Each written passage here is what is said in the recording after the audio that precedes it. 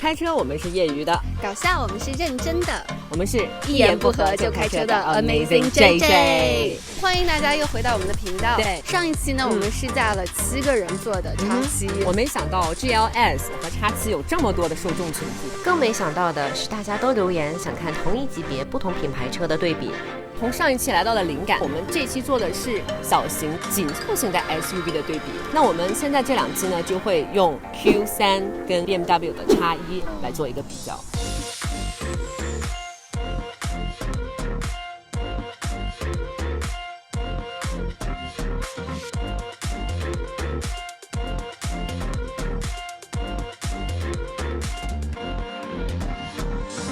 那我们今天呢，就试驾的是 Q3。从外表上给我的感觉呢，它是一个非常年轻的一个存在，看着像一个文质彬彬的小帅哥，一个涉世未深的小奶狗。我们今天就来看一下我们这个小奶狗啊，它的操纵性、它的价格、驾驶感受，对性价比怎么样？我对它还是蛮期待的。毕竟它的价格还是很美丽的。作为一台价格这么美丽的车，我觉得作为一个刚工作的年轻人，感觉伸手够一够就能够到的感觉。对，所以呢，如果你觉得你够年轻，或者你有一颗年轻的心，就把我们这个视频看下去。Q3 是奥迪旗下一款很不错的入门级紧凑型 SUV， 凭着高颜值和丰富的配置吸引了大批消费者。它的外观造型时尚动感，拥有更加个性化的凌厉线条，车身侧面简洁流畅，一看就是台能吸引年轻人眼球的车。在外观上，2022年的 Q3 延续了奥迪车家庭式的设计语言，正面是8边形的中网设计，它的面积非常大，感觉像是占了车头的70%。它的进气格栅是黑色以及银色的这个磨砂的边边，然后看起来这台车非常有质感，感觉就是一台奥迪。今天试驾的是 Premium Plus 的低性能版本，那如果你是买 Premium Plus 的高性能版本，就包含黑光运动套装啦。哇，黑色中网确实霸气了不少。它配备了一贯的全自动的 LED 大灯， Q3 的前灯呈梭形，让这台车的设计感十足体现。那我们赶紧到后面去看一下。大家可以看到，其实它的设计是非常的运动的，因为它后面还有一个小小的扰流板。除了扰流板， Q3 车尾进行了小溜背的设计，造型更为动感。然后它后面的大灯呢，也是一个跟前车呼应的缩形的灯的设计，它有一个 Quattro 是奥迪的4驱系统，非常有名，其综合实力也是非常强的，无论是越野还是雪山都不在话下。年轻人嘛，比较喜欢开车更运动一些，这台车也可以满足。这台车的轮毂呢，就是很普通的一个标配18英寸的轮毂，大家可以看到呢，它的轮胎呢是选配了一个加厚的轮胎，所以看起来好像感觉大一点，更 sporty 一点。Q3 底盘比较高，安装了加厚轮胎后，离车身也还是有2个拳头的距离。总体来说的话，我觉得这台车的外观是非常适合现在年轻人的这个审美的，它的定位是非常清晰的，年轻化、运动化，价格也非常的美丽。那我们来感受一下它后备箱的空间。有一点像比较宽敞的 sedan， 其实空间挺大的。我想表达的是它这个座椅，它的包裹感我觉得特别好，真的就是坐进来了之后会感觉特别的有安全感。它虽然不大吧，但是它这个设计和它的这个材质还比较硬，坐到里头还挺有安全感的，坐的也比较直。我这样坐下来之后，我的头顶还是有挺大空间的。你看它头顶上有凹下去一块耶，是，它这是比较人性化设计，真的是吧？中间这鼓出来，这块就比较凹，然后刚好你的头就也不会碰到。而且身为1.76米，身子这么长，我觉得这个空间感挺大的。然后腿呢，我现在是完全放在这个座椅上的，空间超大，你看我差不多有2拳嘛。那我们来中间坐一下，中间的话我觉得会有难度，是因为它下面是有凹起的，所以坐着就很小，我感觉就只能放 baby seat， 就小小一个在这里。成年人坐的话是有点委屈。总体而言呢，空间感还行，作为一个紧凑的 SUV， 我觉得它这个空间感已经挺 surprise 我了，它比X6大。我们这是X6黑，我跟你讲。那我们来感受一下后备箱的空间。正如我预想的一样，没有惊喜，没有惊喜。对，我掐指一算，可能也就这么窄。它这个空间就是一个紧凑型 SUV，就是比较窄一点，然后前后呢也没有那么深，但是作为一个3口之家，我觉得其实是够了。来，我们来把这个网拆开看一下，下面是什么？下面是备胎。感觉只要把这个挡板拆掉，然后后面的座椅放倒，出去 camping 一下呀，然后滑滑雪啊，空间还是够的。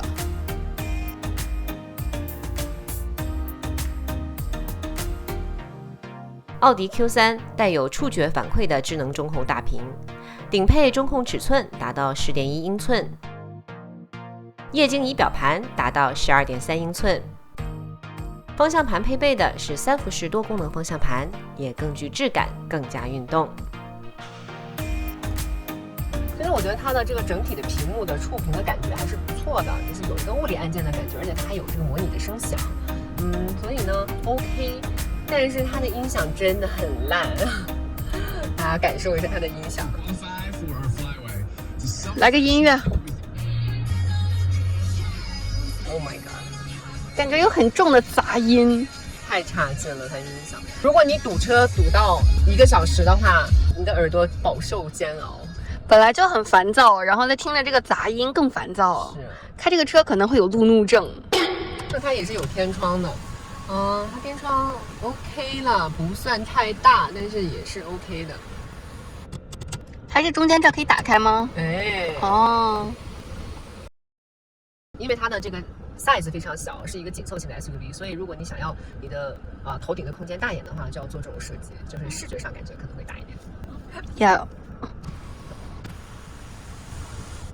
好，那我们现在开始试驾啦。可以了哈，那我开始走了。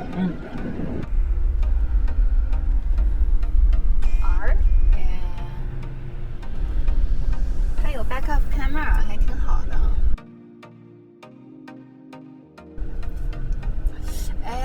挺好的，是不是？挺轻的这个车。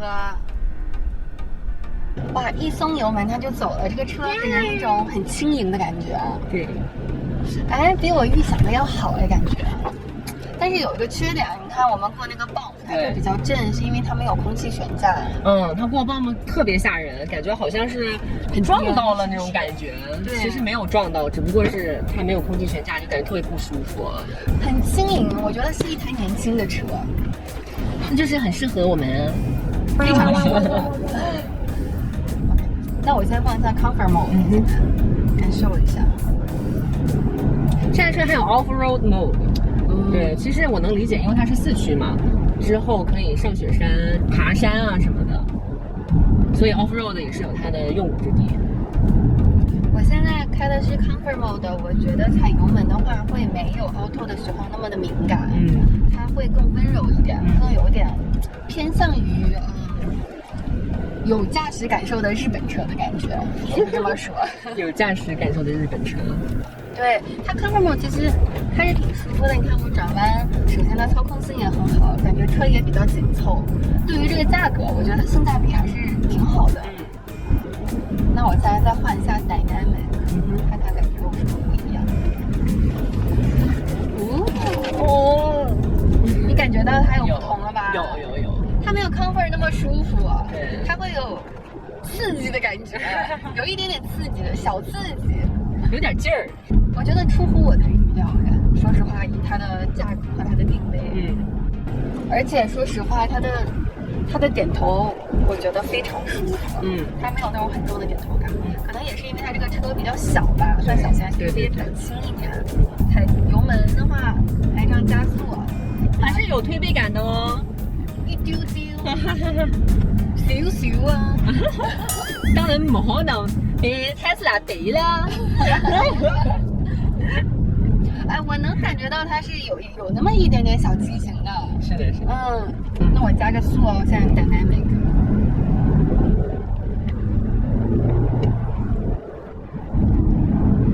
有點速。它畢竟馬力比較低嘛，對，比較小，所以沒有那麼強的推背感了。但是你能感覺到它在加速，不像上一次我們試的什麼車來着？哪一台車？電車嗎？大糟頭啊！大糟頭那哦，那一次你在加速，我完全没有感觉到你在加速。上推尾。洛杉矶的这个交通哈，无时无地都在堵车，然后加速就是 Country Road。哎，你没听到有风噪吗？有，这个车的风噪声还挺大的。哇，好严重啊！这台车真的不安静哦。作为一台奥迪，是的，作为一台奥迪，怎么会有这种特别不隔音的感觉？对，感觉它平时的车是双层玻璃，然后这台车是单层玻璃，然后塑胶条还没有封好的感觉，所以它风噪声还挺大的。它路噪声也蛮大的，路噪声也挺大的。因为我每天开的X5，它是轮胎的胎噪特别大声，但是跟这个比简直是小巫见大巫。这个轮胎的声音和轮胎压过路面的声音超级大。这台车的马力从198到228不等，总之马力就是很小就是了，跟我们平常试驾的动不动就达到了400、500这种差的比较大。就毕竟 Q3它是一个4缸的车，所以开起来的感觉当然没有6缸、8缸那么有激情驾驶感受。其实个人感受来说的话，它其实比我想象中的好操控，是吧？对，它比我想象中的好操控很多。因为在我的印象中，就是可能奥迪本来操控感就没有BMW 那么好，而且这台 Q3可能更差一些。但没想到它其实蛮上手的，很好开。那我们试驾完了这台车，我们做一下一个小小的总结。这台车从外观上来说呢，如果是10分的话，我给它8.9分。那我给它8.5分。我觉得其实外观还是蛮好看的，有豪华，然后有一点运动，也不高调。以它的价位来看的话，这台车的外观是完全没有廉价感的。对，我同意。其实紧凑型的 SUV 它其实都是宣传是5人座了。其实最好就是你刚入社会或者刚工作或者是刚上大学，这台车绝对是有面子，操纵感也强，不管是男女都会喜欢。对，而且它能装啊。对，然后你搬个家呀，大学生搬个家、搬个宿舍呀，绝对是没有问题的。对，我记得我上大学的时候开 sedan 就很煎熬，因为有时候那个卫生纸，后面如果东西塞满了，就得塞到后座，其实很麻烦一件事情。我上大学刚好是一个迷你型的 SUV， 然后是 Audi J5，当时你想连 IKEA 的小柜子都能塞进来，所以这种小型的紧凑型 SUV 我觉得是非常非常实用。Q3的起始价它差不多3万5左右，那你也可以选配嘛，就升级到4万多。你会不会买它？你觉得？我如果是刚出社会的青年的话，我会。你会啊？我觉得如果要选这台车的话，我可能会考虑一点，因为 Q5才比它贵个2-3千块钱。贵这么少啊？对，所以我觉得还不如就是稍微多带一点款，加点钱换个更大一点的车。如果只贵2-3千的话，肯定是 Q5。可能刚出社会的年轻人就差这2-3千，可能就带不了那2-3千。对。这台车的马力呢，就是比较弱，没有什么就是加速度的那种感觉。对，但是挺好开的，其实还算是一个挺灵活的小型 SUV，是对得起它的价格，然后也对得起它这个定位吧，对得起这个品牌。OK， 不错。这台车如果满分10分，我愿意给它8.5分，差不多。就是完全是跟我的意料之中，但是又有那么一点点觉得小惊喜。对。